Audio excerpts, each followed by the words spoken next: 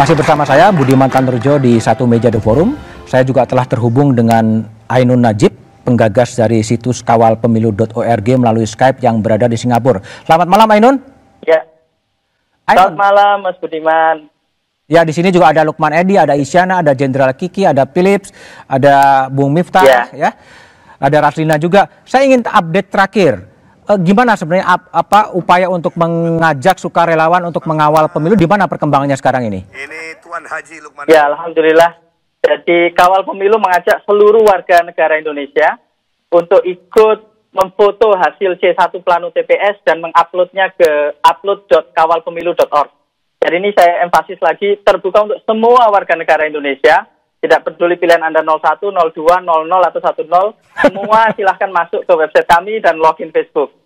Nah, jadi alhamdulillah sekarang dengan konsep relawan referral seperti MLM gitu ya, sudah terkumpul lebih dari 7.000 relawan yang referral. 7.000? Dan, dan relawan netral itu apa? Referral. Ya, referral? Bukan, referral. Oke. Referral. Nah, termasuk yang tanpa referral, yang langsung login, itu total 10.000, sudah di atas 10.000 relawan saat ini. Nah, kami sangat berharap dari TKN maupun BPN untuk menggerakkan jaringan saksinya, untuk juga ikut memfoto dan mengupload ke upload.kawalpemilu.org. Dan insya Allah kami akan segera kirimkan surat resmi. Ini saya baru aja tanda tangan ini suratnya ini. Baru aja saya tanda tangani, insya Allah kita akan kirim resmi ke BPN dan TKN. Ya. Masih kurang berapa, Ainun? Masih berapa ya? Kurang dari 840.000 TPS, sekian masih kurang berapa sebetulnya yang terjadi? Masih banyak ya?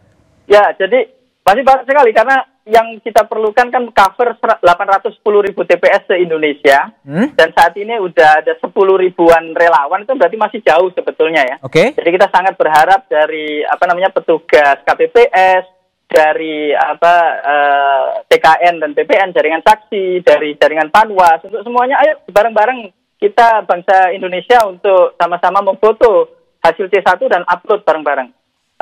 Sehingga kita punya data otentik, data real dari lapangan, terus kita bareng-bareng scrutinize gitu ya, public scrutiny secara transparan, terbuka.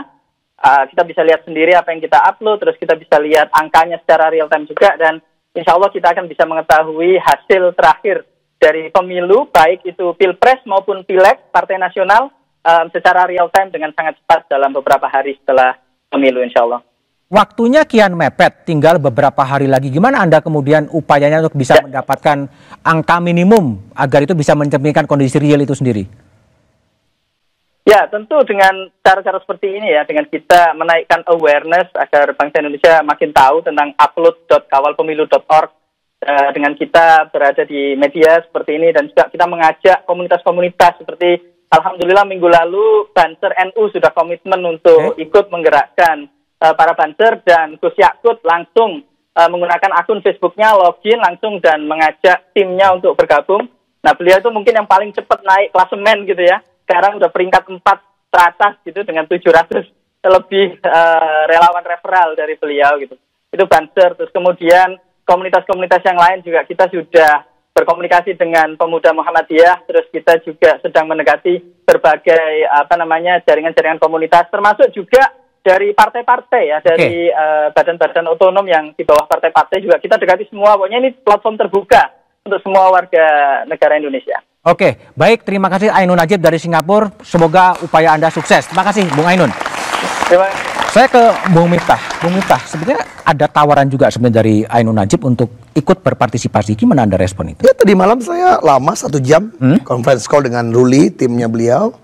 Saya pikir ini inisiatif yang bagus karena ini partisipasi warga negara. Saya minta surat resmi dari beliau. Saya sudah sampaikan juga kepada Direktur Saksi. Tadi sama Bang Sandi juga saya sudah sampaikan. Ya, kita kalau jelas seperti apa, kita akan menghimbau juga. Karena dari sistem yang dibangun Ainun itu sangat bagus ya. Apalagi saya juga tahu integritas Ainun. Ainun saya kenal lama. Waktu dia masih S1 kita udah berteman. Jadi partisipasi warga dalam membuat pemilu ini menjadi akuntabel, bisa diakses semua orang, saya pikir baik 02 maupun 01, ya kita bisa bersama-sama lah, nggak semuanya beda kan. Kita dukung Ainun lah. Oke, baik. Bung Lukman, apakah juga kemudian TKN juga akan bergabung dengan kawalpemilu.org? Ya, saya melihat ada perkembangan positif dalam hal publik memberikan pengawalan terhadap hasil pemilu ya. Saya paling tidak kalau dengan kawal pemilu ini sudah 3 kali pertemuan. Ya. Oh, sudah bertemu? Sudah 3 kali pertemuan dengan mereka, membahas soal detail teknisnya seperti apa, supporting kami terhadap teman-teman yang bergerak secara sukarela dalam mengawal pemilu ini. Itu yang pertama. Yang kedua, saya juga sudah mendengarkan presentasi dari KPU tentang situng mereka. Ya. Situng mereka itu ada IT yang mereka kembangkan dan sangat progresif. H+5 sudah kelihatan real count dari KPU. Walaupun secara formal kan KPU baru 1 bulan mengumumkan manualnya. Yang dilindungi undang-undang kan manual ya, sebagai hasil akhir dari pemilu kita. Tapi paling tidak inisiatif yang dilakukan oleh KPU untuk membuat sistem IT situng dengan H+5 sudah bisa 100% real count, kemudian setiap jam itu di-refresh untuk bisa melihat perkembangan selama proses pemilihan, ya, proses penghitungan dan rekapitulasi. Kemudian kami juga secara internal mengembangkan Jamin namanya ya, namanya Jamin sistem IT kita. Kita ingin lebih progresif dari KPU punya. Apa gunanya kalau misalnya itu juga KPU H+5, kita H+6 kan nggak ada gunanya lagi. Kita H+1 sudah bisa melihat hasil dari pemilu 2019 ini.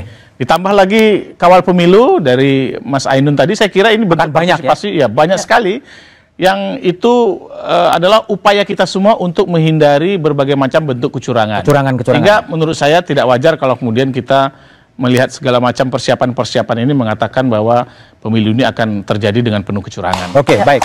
Wasina, kenapa sih kemudian muncul ada sebuah kekhawatiran soal kecurangan-kecurangan padahal yang ngawasin udah ada kawal pemilu, ada beberapa quick count, kenapa muncul ada kekhawatiran terjadi kecurangan-kecurangan sampai server KPU pun di hoax kemudian muncul sudah disetting akan menang gitu?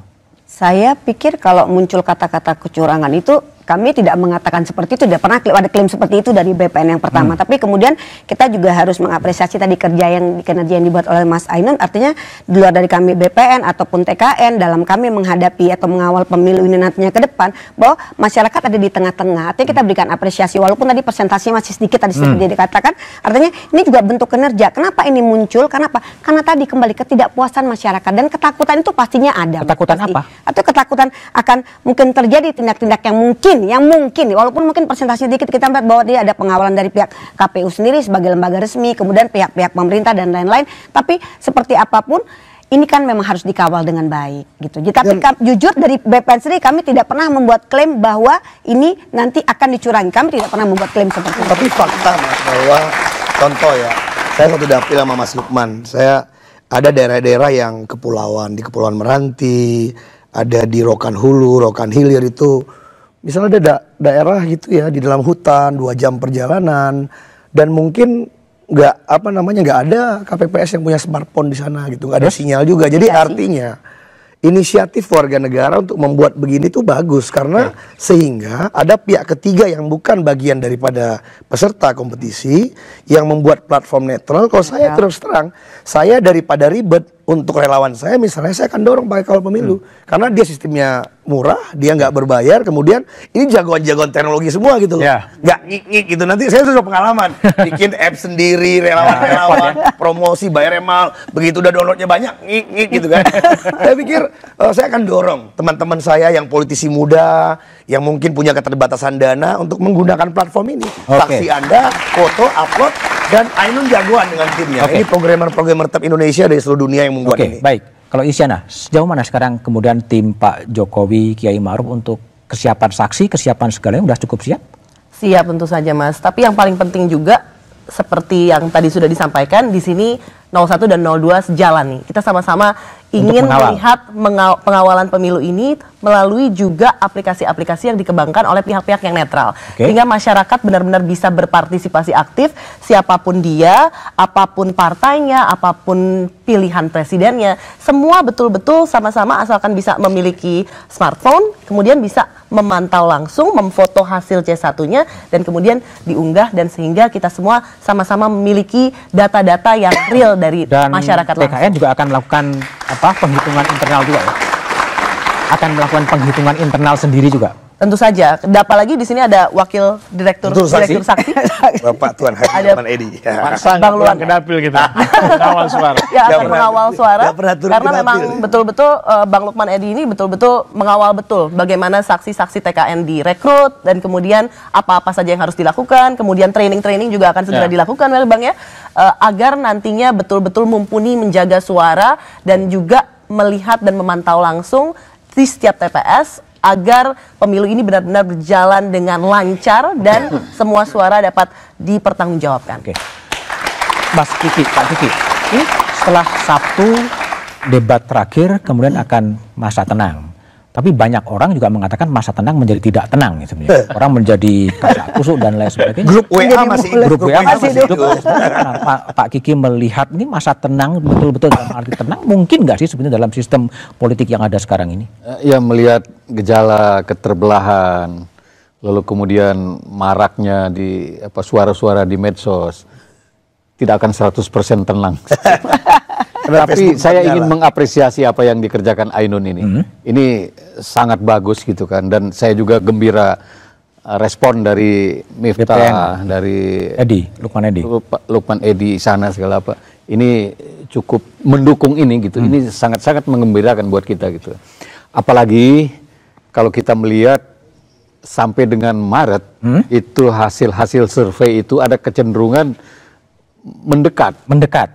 Jadi, dan kalau tipis itu justru lebih rawan gitu kan. Nah, mudah-mudahan nanti ya tidak terlalu tipis lah gitu kan. Siapapun yang menang bukan urusan. Tapi sekali lagi dengan adanya ini apa yang dilakukan oleh Ainun Najib tadi, itu saya kira kecurigaan apa segala mungkin akan bisa dieliminasi. Jadi tidak perlu ada sebuah asumsi bakal terjadi kecurangan gitu? Justru akan mengurangi itu, asumsi itu, sehingga kendati nanti suara itu tipis, dengan efektivitas apa yang dikerjakan oleh Ainun ini mungkin akan bisa dikendalikan gitu. Oke, Bung Philip, saya ingin tanya sebenarnya pendek ya, masa tenang yang tidak tenang ini gimana memanfaatkan atau mengelola situasi itu sendiri? Menurut saya sebetulnya yang penting itu nanti kan debat terakhir. 13 April. 13 April. Itu artinya buat kedua kandidat dalam debat itu nggak boleh salah ngomong. Nggak boleh salah ngomong. Karena nggak ada waktu untuk memperbaiki.